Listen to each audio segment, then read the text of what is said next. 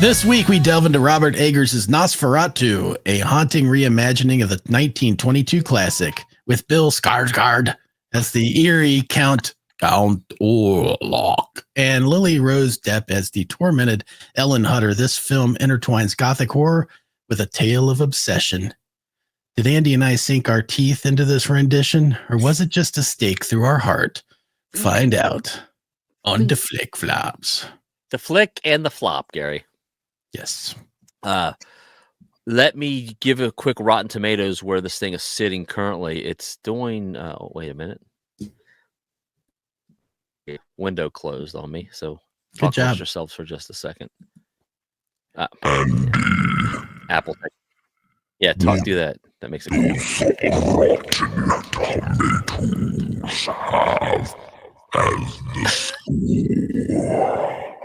Wait, that's too good. I can actually almost understand what you're saying.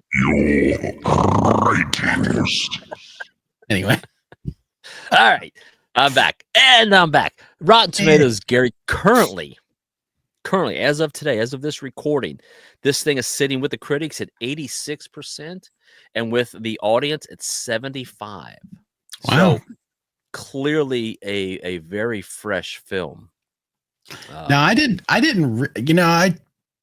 I probably should have gone back and looked at it. I am curious to see what other people's interpretations, what their thoughts on this film are. So I'll probably go back and look at those after we get through our review. Yeah. But yeah, well, that's interesting. So it's fresh. It's not way up there. I kind of thought maybe critics would have that higher than that, but yeah. You know, I did based on. I've watched a couple of other reviewers, and there's a lot of high praise for this film. And I was like, boy, this thing's gonna be one of those, 98%ers. Right. So I don't know. Let's see if you and I agree with those critics, Gary.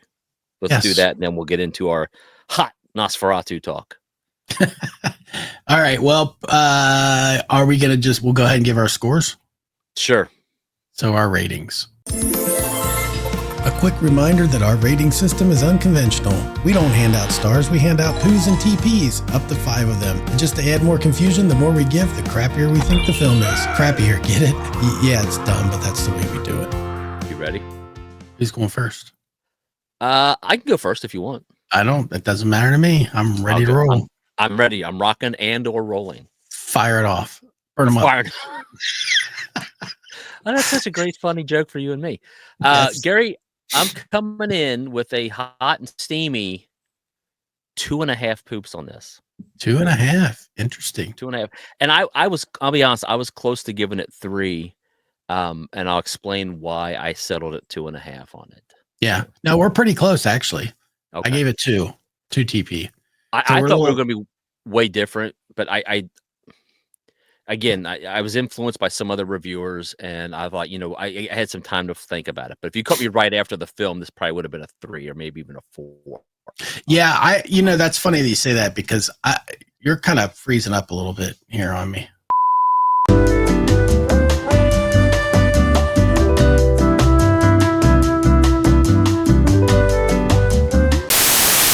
All right, so technical difficulties. Hopefully that's all ironed out. Doesn't matter. We're back. So what I was going to say is... Hold on. On my end, it still shows being paused. Oh, no, it's recording. Okay. It says it's recording. But are you recording? I don't know. I'm recording. Are you recording? And we're back. I'm in the bunker, Gary. I'm underground, actually. I'm underground. I feel like I'm in Nosferatu's crypt here. So I will say, back to where we're at before the little flubby there. Yeah. That's a technical term in the business, flubbies. Yeah. I don't know where that came from. My rating would have been higher too. I came back on it a little bit. And I don't know if you had the same experience as me, but I will say that starting off, my issue with this movie was, first of all, it works against what the current state of theater works against this movie, in my opinion. Okay. This is a long movie. It feels longer than it actually is. even though it's a long movie. I agree. There's a reason I think it does, but for me in particular, when you go to a film at the time and then you sit there for literally, we sat for 30 minutes of previews, you're already fatigued by the time the movie starts. And if the movie's not like action and keeping like a throttled pace to like keep you going, you really are aware of the time. And I was really aware of the time. I mean, there were many times I was checking to see like about how much time was left. Holy shit, really 40 minutes or left? You know, like, yeah, and this thing clocks in at 2 hours and 12 minutes. Yeah. So, I mean, look, you guys all make fun of me because the joke is I can't sit through a movie that's more than an hour and 45. and I do agree with you on most things. But like you said, if the film is engaging, I can sit through it and it doesn't bother me. Yeah. I struggled with this film. And I got one review that kind of echoes what how I feel, and I'll read it to you real quick. This is by a guy named Adam Olinger. He's a YouTuber who does a show called Adam Does Movies, and his review is, quote, "There is no denying Robert Eggers can craft an exceptionally beautiful dark film. I just wish that the same care was put into the storytelling. Nosferatu will be considered high art by many critics." Yeah. And I agree with exactly with what he's saying. He has a little bit more after that, but it was sure. Yeah. But the point is cinema wise, this film is just stunning. I love films set in this time frame. I mean, I do. This is epic. I love horror. I love gothic. I love the legends. I love all of this. Right. I struggled so much for this film. It just seemed like it droned on, and it didn't seem like it went anywhere fast. And look, he's going to get all the high praise he deserves, and that's fine. I have no problem with that. Just for me, this was a bit of a struggle to get through. I got literally like you. I was checking my watch. I'm like, oh my god. Yeah. This is just, by the way, for me, a perfect movie to sit at home and watch. Yeah, I think watching this at home, you wouldn't be as aware of that, and I think I would have enjoyed it a lot more. It just pacing was a little slow for me. I don't know. You know, did you have this experience? I mean, obviously, I feel like the trailers were one factor. Yeah. The second factor is the movie is slow. But I think there's an added layer of you kind of know what's going to happen because it's it's mimicking the Dracula story. Yeah. It's the off-brand version, right? It's a Temu version of Dracula. Yeah. It's the GED equivalent. So you kind of know where everything's going as well. And that for me was like, that actually drew attention to how slow everything was going because you're like, I know this part is probably going to happen. When are we going to get to that part? For Pete's sake, like hurry up.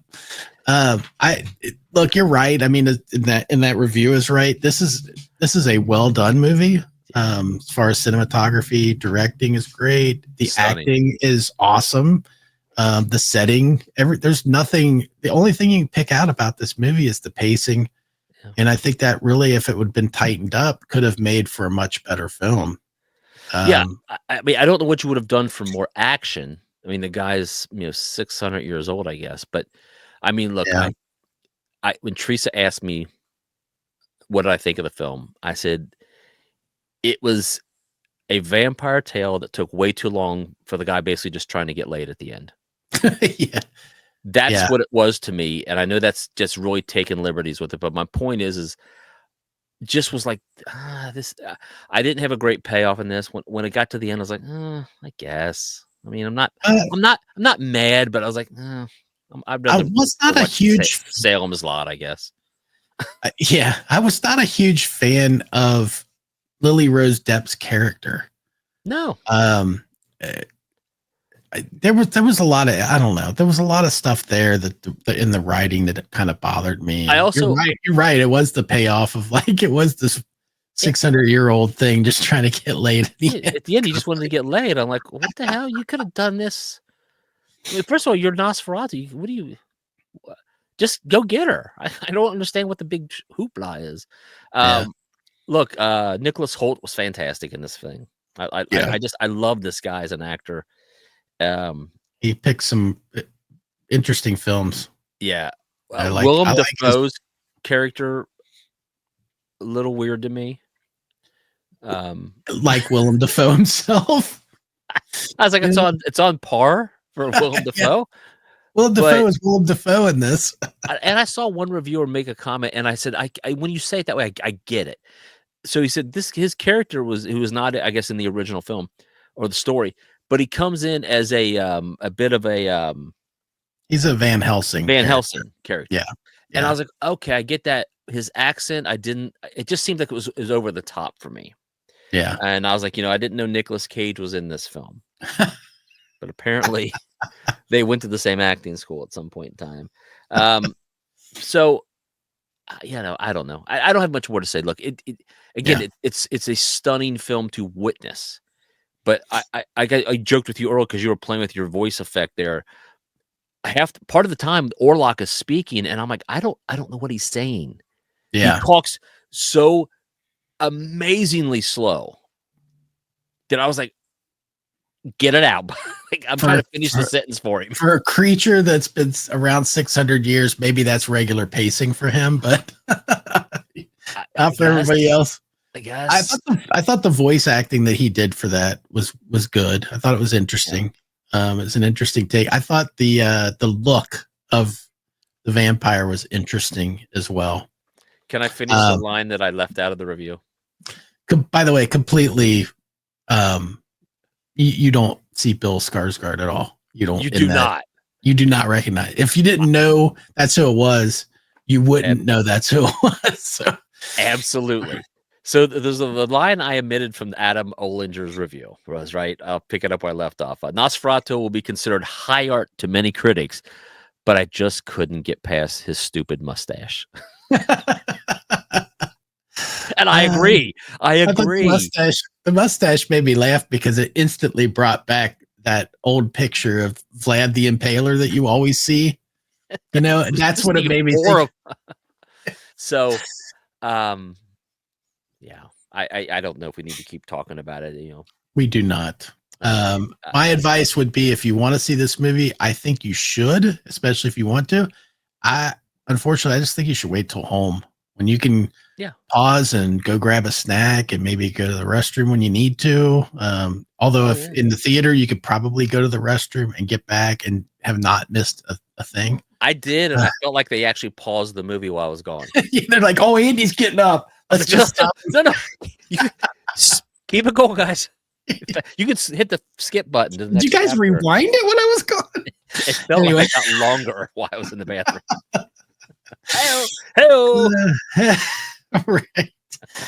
All right. Well, I was 2, you were 2.5. Pretty middle of the road, I'd say. Yeah, I didn't hate it. I didn't love it. I was like, I mean, I'm glad I saw it.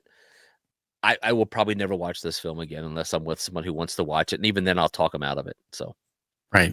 I'm like, really, Catwoman's available. You don't watch that? Really? Now, come on. And scene. Thanks, everybody. Please like, comment, subscribe, and let us know if you saw Nosferatu. How long did it feel to you? For me, it was about 3 hours and 10 minutes, but let us know in the comments, and we'll catch you next time. Goodbye. Andy and Gary are coming to you with a new movie they like to review. Whether they liked it or you will soon see by their rating amounts of poo or TP. They rate things different than other shows. The higher the amount, the more it blows. Flick flops are unfiltered reviews of all of the movies we chose to view. We love some and other we've simply hated. You can find out by how much we rate it.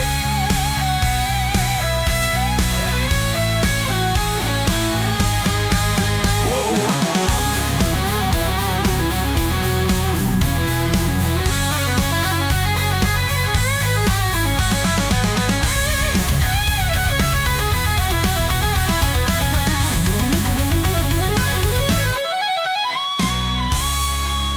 This has been a Touch of Madness production, brought to you by the creative minds at Tommy Twins Media.